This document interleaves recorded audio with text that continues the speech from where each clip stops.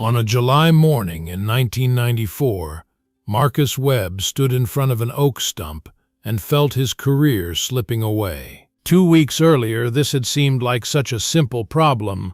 The 300-year-old oak tree that had stood in the middle of his development was gone, cut down, hauled away, turned into lumber that would probably end up in some rich person's custom furniture. All that remained was the stump. But what a stump it was. The trunk had been 8 feet across at the base. The root system spread 40 feet in every direction, thick as telephone poles near the center, branching and rebranching into thousands of smaller roots that gripped the Missouri clay like fingers wrapped around a fist. This tree had been growing since before the American Revolution. Its roots had had 3 centuries to dig themselves into the earth. Marcus had figured his new excavator would handle it in an afternoon. He'd been wrong. Let me tell you about Marcus Webb, because you need to understand the man before you can understand why what happened next mattered so much. Marcus was 42 years old and had been building things in central Missouri for 20 years. He'd started as a framing carpenter,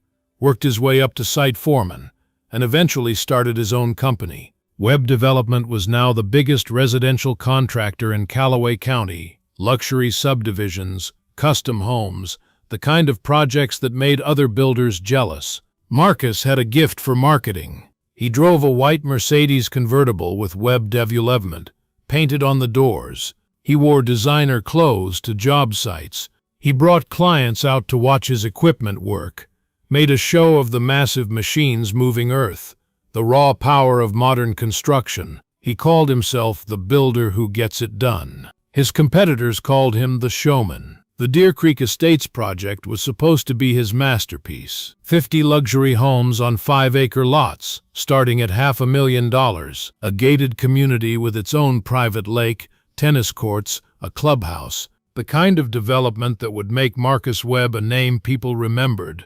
The entrance road was critical. It curved gracefully through a stand of mature trees, creating exactly the impression Marcus wanted. Money, prestige, nature tamed but present. The design called for the road to pass within feet of where the old oak had stood. The tree itself had been easy enough to remove. A professional crew, specialized equipment, 2 days of work. But the stump remained right in the path of where the road needed to go. "We'll pull it out this weekend," Marcus had told his crew. "I'll bring the new cat. Should take maybe an hour." That had been 2 weeks ago. Now Marcus stood in front of that stump with hydraulic fluid on his shoes, 3 burst hoses in a pile behind him, and absolutely no idea what to do next. Let me tell you about the first attempt, because that's when Marcus should have realized he was in trouble. The Caterpillar 350 excavator was Marcus's pride and joy. He'd bought it 6 months earlier, $400,000, financed over 7 years, 40 tons of yellow steel and hydraulic power. A machine that could dig a swimming pool in a day, move a mountain in a week. Marcus had driven the excavator himself for this job. He wanted to show his crew how it was done, wanted to demonstrate the raw capability of modern equipment against this ancient obstacle. He'd positioned the machine on solid ground, extended the boom, wrapped the bucket around the base of the stump. Then he'd engaged the hydraulics. The excavator groaned. The tracks dug into the dirt. The engine screamed. The stump didn't move. Marcus had pushed harder. The hydraulic lines began to whine, the pressure building beyond their rated capacity. He should have backed off. Any experienced operator would have. But Marcus wasn't an experienced operator. He was a salesman who knew how to drive heavy equipment badly. The first hose blew at 3:47 in the afternoon. The sound was like a gunshot. Hydraulic fluid sprayed across the machine, across the stump, across Marcus's designer jeans. The excavator's arm went limp, dropping the bucket uselessly against the stump. "Get the spare hoses," Marcus had ordered, his face red with embarrassment. "We'll fix it and try again." They'd fixed it. They'd tried again. A second hose blew. They'd fixed that one too, brought in a bulldozer to push while the excavator pulled. The bulldozer's tracks had spun uselessly on the clay soil while the excavator strained against its limits. A third hose blew. Now it was 2 weeks later.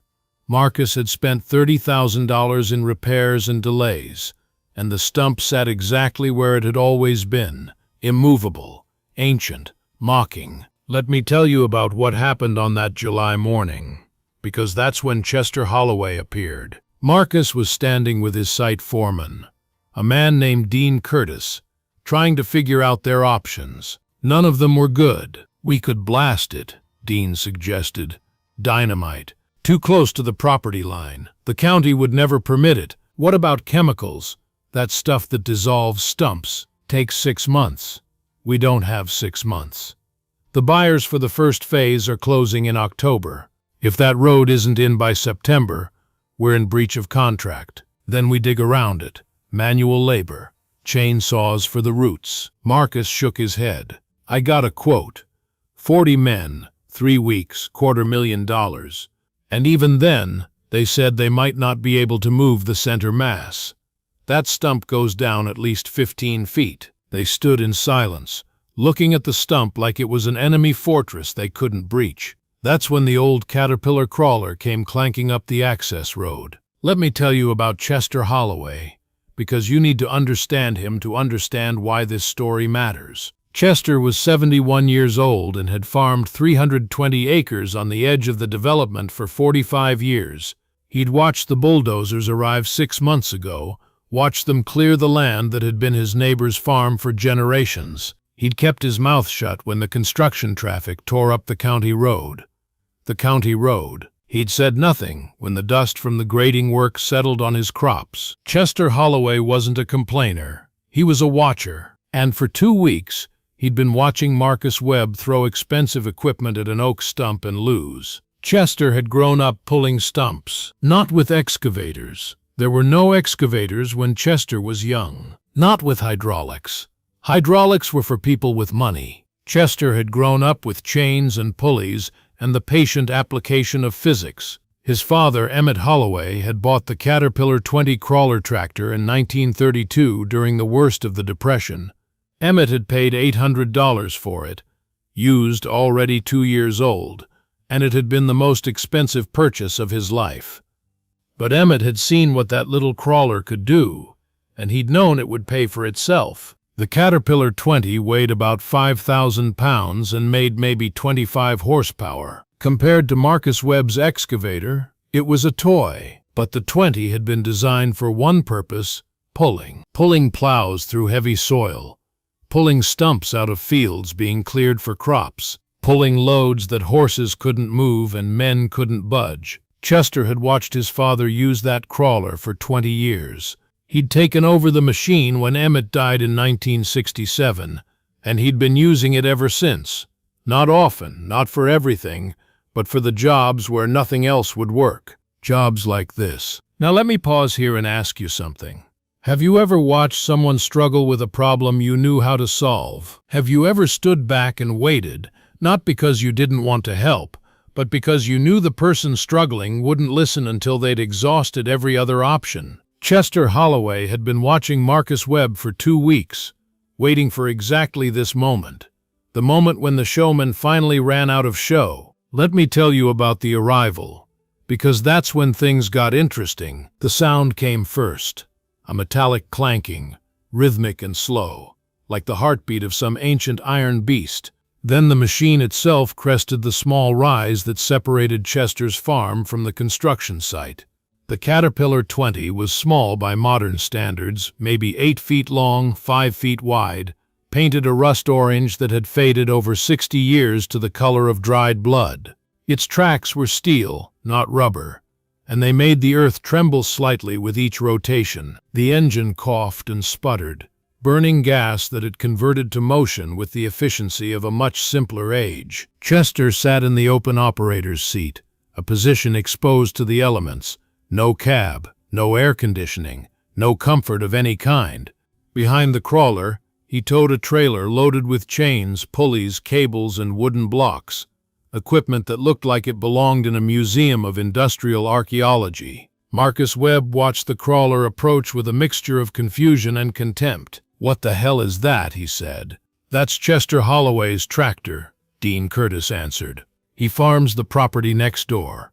Been here forever. It looks like it belongs in a scrapyard. It's old, but Chester keeps it running, uses it for... I don't care what he uses it for. This is a closed construction site. Someone tell him to turn around. But before anyone could move, Chester had already stopped the crawler at the edge of the work area. He climbed down slowly, 71-year-old bones taking their time, and walked toward Marcus with the unhurried gait of a man who had nothing to prove and nowhere else to be. "Morning," Chester said. Marcus crossed his arms. "This site is closed to visitors. Insurance liability." "I'm not a visitor. I'm your neighbor." Chester nodded toward the stump. "Saw you've been having some trouble with that oak. We've got it handled." Chester looked at the stump, then at the excavator with its limp hydraulic arm and the puddle of fluid beneath it. His expression didn't change. "Looks like it. Is there something you wanted?" "Thought I might be able to help. I've pulled a few stumps in my time." Marcus laughed. It started as a chuckle and built into something louder, meaner. The construction workers nearby stopped what they were doing to watch. "You thought you might help," Marcus repeated. "With that?" He pointed at the Caterpillar 20. "That thing weighs, what, 2 tons? About that. My excavator weighs 40 tons.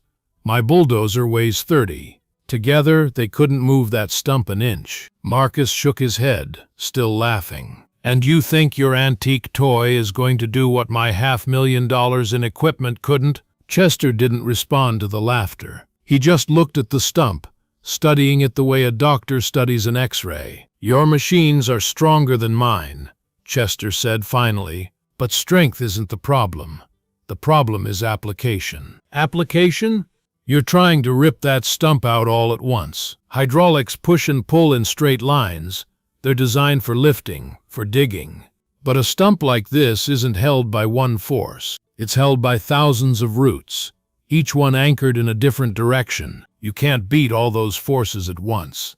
You have to beat them one at a time." Marcus's laughter had faded. "And how exactly do you propose to do that?" "Mechanical advantage. Pulleys. Patience."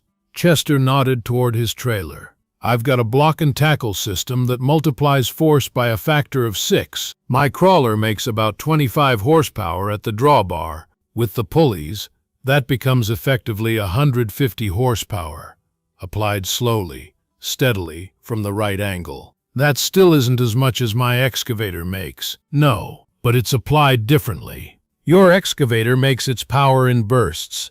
Hydraulic pressure builds, reaches its limit, and either something moves or something breaks. My system doesn't have a limit. It just keeps pulling, keeps applying force, until the roots give up one at a time." Marcus crossed his arms. "This is ridiculous." "Maybe, but you've been trying for 2 weeks and that stump hasn't moved.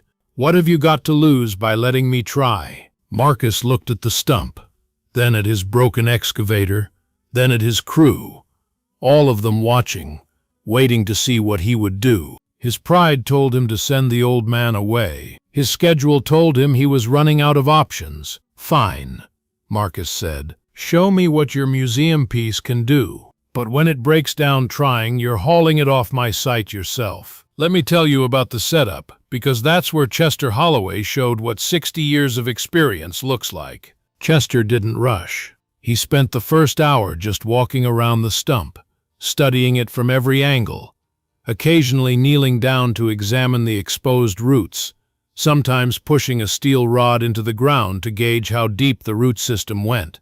The construction crew watched in silence. Marcus had retreated to his Mercedes, sitting in the air-conditioned interior, making phone calls or pretending to. When Chester was satisfied with his examination, he began unloading his equipment. The block and tackle system was deceptively simple. A series of pulleys, each one reducing the force needed to move a given weight by half. Chester's setup used 6 pulleys in sequence, meaning that every pound of pulling force from the crawler translated to 6 pounds of force on whatever was being pulled. But the real key wasn't the pulleys. It was the anchor points. Chester didn't try to wrap a single chain around the stump and pull. Instead, he spent another hour selecting attachment points, individual roots, exposed sections of the main trunk, places where he could apply force to specific parts of the root system. He drove steel stakes into the ground 30 feet from the stump, creating anchor points for the pulleys. He ran chains from these anchors to the stump, threaded through the blocks, back to his crawler. When he was finished, the stump was wrapped in a web of chains and cables, each one leading to a different pulley, each pulley angled to apply force in a different direction. "What is all this?" one of the workers asked. "Physics," Chester said. "The roots on the north side are shallower than the ones on the south. I'm going to pull the north side first, pop those roots out of the ground one at a time. Then I'll shift to the east side, then the west. The south side will come last, and by then the stump won't have anything left to hold on to. How long will that take?" Chester looked at the stump, then at the sky. "If nothing breaks, maybe 4 hours." The worker laughed.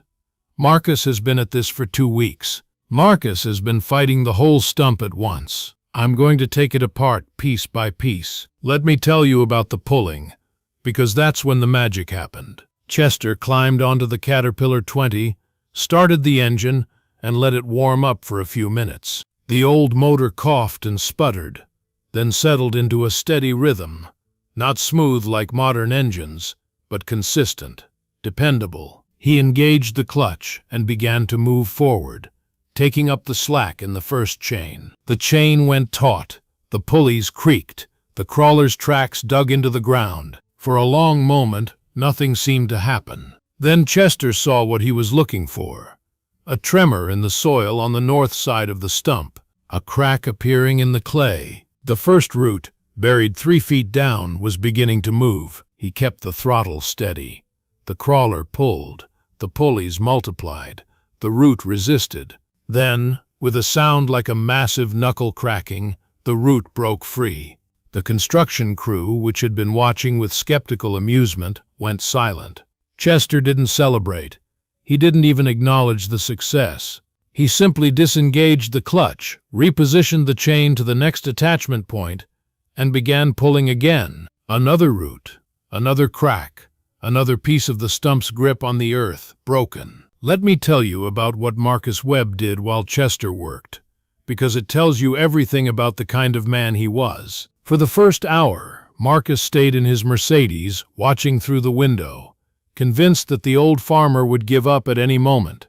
When the first root broke free, Marcus got out of the car and walked closer, arms crossed, face skeptical. When the third root broke free, Marcus stopped crossing his arms. When the fifth root broke free, Marcus started pacing. By the time Chester had worked his way around to the east side of the stump, Marcus was standing at the edge of the work area with his mouth slightly open, watching something he couldn't quite believe. The stump was moving. Not much.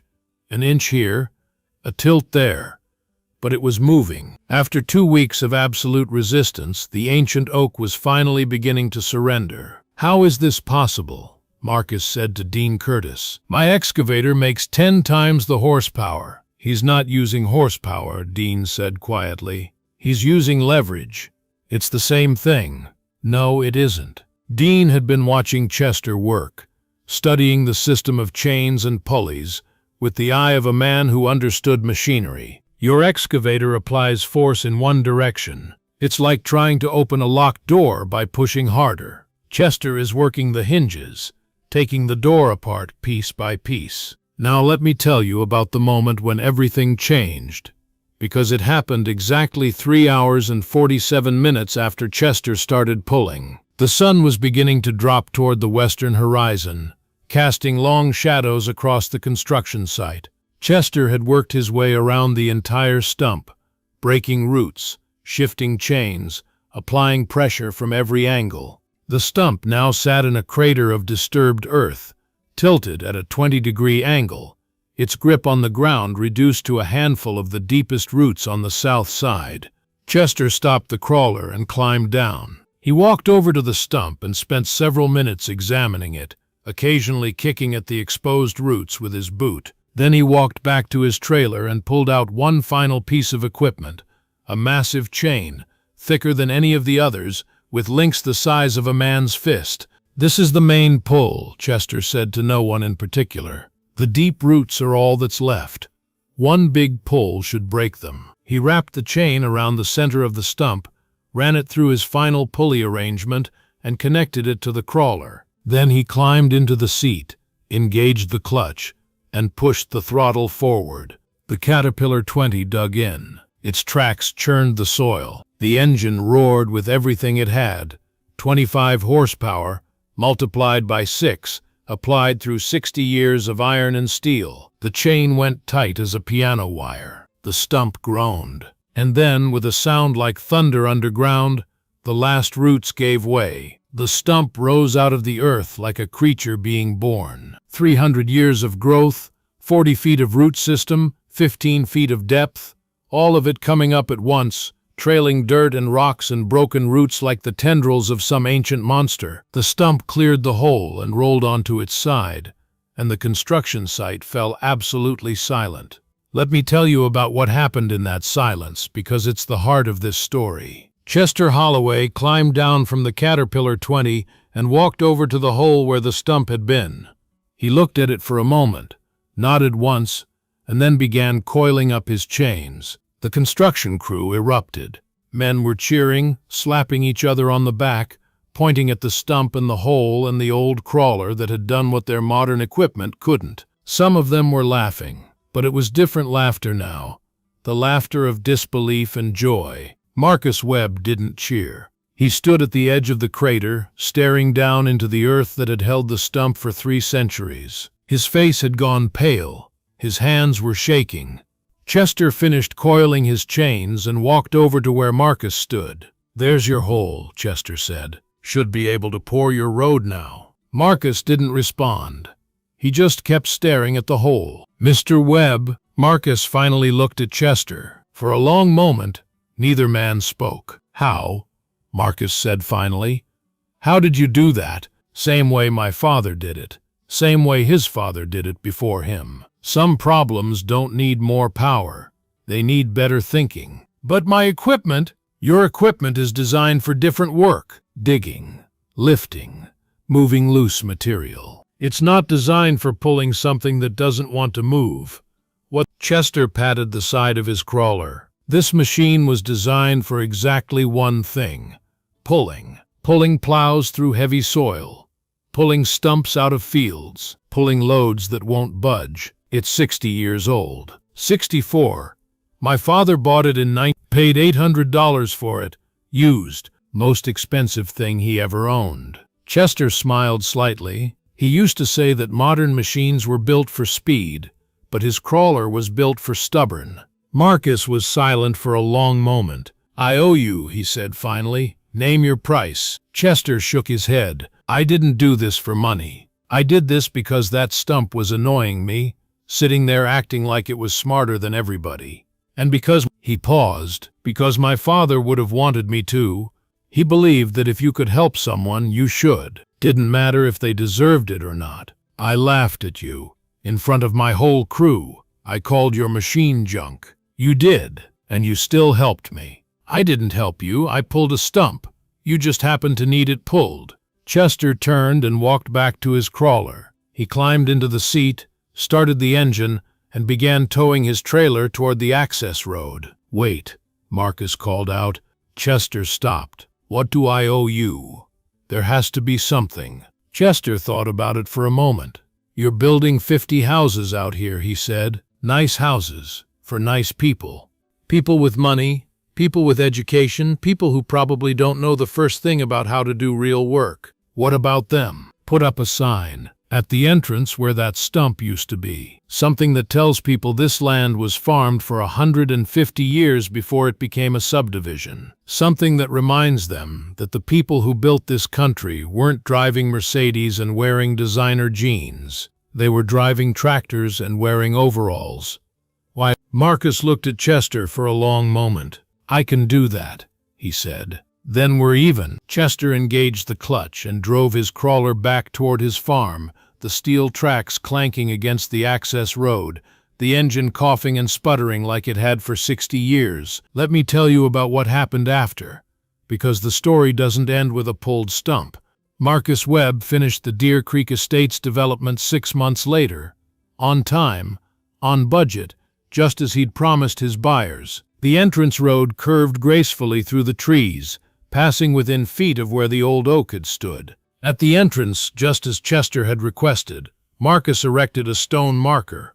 The inscription read, "This land was farmed by the Harrison family from 1847 to 1994. Before the houses were built, there were crops. Before the lawns were planted, there were fields. The people who worked this ground built it with their hands, their backs, and their stubborn determination. We honor their memory." The Homeowners Association wanted to remove it.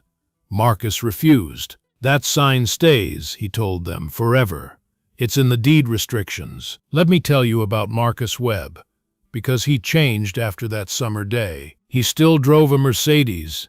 He still wore designer clothes to job sites. He still called himself the builder who gets it done. But something was different. He started keeping an old photograph on his desk, a picture Chester had given him of Chester's father standing next to the Caterpillar 20 in 19. Emmett Holloway looked like every other Depression-era farmer, thin, weathered, proud. The crawler behind him looked exactly the same as it had 60 years later when it pulled the oak stump. When people asked about the photo, Marcus told them the story, all of it, including the part where he'd laughed at Chester, called his machine junk, expected him to fail. "I learned something that day," Marcus would say. "I learned that expensive doesn't mean better. That new doesn't mean smarter. That sometimes the old ways work when nothing else does." He started hiring older contractors for his projects, men who remembered how things were done before hydraulics and computers. He started keeping simpler equipment around for the jobs that didn't need complexity. And every time someone told him a problem was impossible,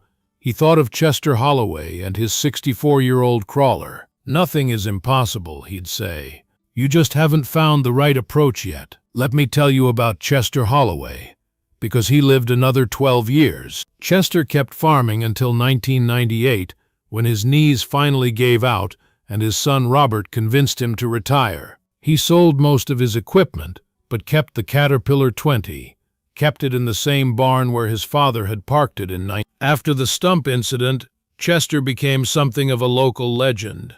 People would drive out to his farm just to see the crawler, to hear the story, to understand how an old machine and simple physics had beaten modern technology. Chester always told the story the same way, always ended it with the same lesson. "My father used to say that people get confused about what makes machines powerful. They think it's about horsepower, about size, about how much force you can generate. But that's not what power is. Power is about applying force effectively. A lever is more powerful than a hammer. A pulley is more powerful than a rope. And patience is more powerful than strength." "What about your crawler?" people would ask. What made it so special? Chester would pat the old machine's faded orange hood. "Nothing special. It's just a simple machine that does simple things well. No computers to override you, no sensors to tell you when to stop. Just iron and steel and a man who knows what he's doing." Chester Holloway died in 2006 at the age of 83. His funeral was held at the Methodist Church in Fulton, and over 200 people came, including Marcus Webb, who had flown back from Arizona specifically for the service. At the reception afterward, Marcus found Robert Holloway, Chester's son, and handed him a check. "What's this?" Robert asked. "The money your father refused to take in plus interest. I want it to go to whatever cause he would have chosen." Robert looked at the check. His eyes widened. "This is $50,000. That stump cost me $30,000 in delays and repairs. Without your father, it would have cost me 10 times that, maybe my whole business. $50,000 is the least I owe." Robert thought about it. Dad always supported the County Historical Society. They preserve old farm equipment, teach kids about how things used to be done, then send it there, with a note that says it's from Chester Holloway's crawler, the machine that taught me to respect old things. Let me tell you one last thing, because it happened in 2015, and it's the reason this story is still being told. Robert Holloway had kept his father's Caterpillar 20, just like Chester had kept it after Emmett died. The crawler sat in the same barn, covered with the same tarp, started once a month just to keep everything moving. In the spring of 2015, a developer named James Webb, Marcus's son, was building a new subdivision on the outskirts of Fulton. He'd inherited his father's company and his father's ambition, if not necessarily his father's lessons. There was a stump, not as big as the oak that had defeated Marcus in 1994, but big enough. A century-old elm, right in the path of the main entrance road. James had brought in an excavator, a bulldozer, all the modern equipment. The stump hadn't moved. On the third day, Robert Holloway drove up to the construction site on a machine that James Webb had only seen in photographs, an orange Caterpillar 20, 83 years old, trailing a wagon full of chains and pulleys. "What is that?" James asked his site foreman. "That's the Holloway crawler," the foreman said. "You don't know the story?" "What story?" "Ask your father." Robert Holloway climbed down from the crawler and walked over to James Webb. He extended his hand. "You must be Marcus's boy. You look just like him." "Do I know you?" "No, but your father knew mine. They had an encounter with a stump about 20 years ago." Robert nodded toward the elm. "Looks like history is repeating itself. Can you help?" Robert looked at the stump, then at the broken hydraulic lines on James's excavator. "Probably. But first, I need you to do something." "What?" "Call your father. Put him on speaker. I want him to hear this." James looked confused, but he pulled out his phone and dialed. Marcus Webb answered on the second ring. "Dad, I've got a guy here named Robert Holloway. He says you know him." There was a long pause on the other end of the line. "Robert," Marcus said finally, "is that your father's crawler I hear running in the background?" "It is. And let me guess, my son has a stump he can't move." "He does." Marcus Webb laughed, but it was a different kind of laughter than he'd used in This was the laughter of a man who had learned something important and was watching his son learn the same lesson. "Pull it out for him, Robert, and make sure he watches. Make sure he understands." "I will." "And Robert." "Yes?" "Tell him about his grandfather. Tell him about the sign at Deer Creek. Tell him that some things don't become obsolete. They just wait for people to remember why they were built." Robert Holloway pulled that elm stump out in 2 hours and 43 minutes. James Webb watched every minute of it, watched the chains and pulleys, watched the simple physics, watched an 83-year-old machine do what his modern equipment couldn't. When it was over, James asked Robert the same question his father had asked Chester 20 years earlier. "How? How is this possible?" And Robert gave him the same answer Chester had given Marcus. "Some problems don't need more power. They need better thinking." The Caterpillar 20 is still in the Holloway family barn. It's been started once a month for over 90 years now.